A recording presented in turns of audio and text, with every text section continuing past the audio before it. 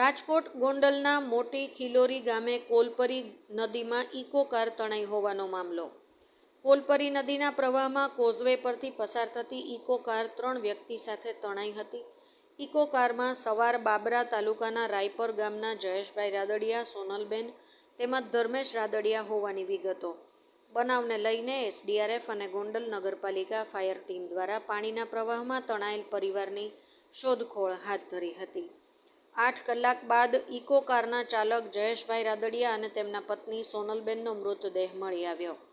ઘટનાના સ્થળ પરના બેઠા પુલથી 200 ફૂટ દૂર મળી આવ્યા પતિ પત્નીના મૃતદેહો અને પુત્રની શોધખોળ યથાવત.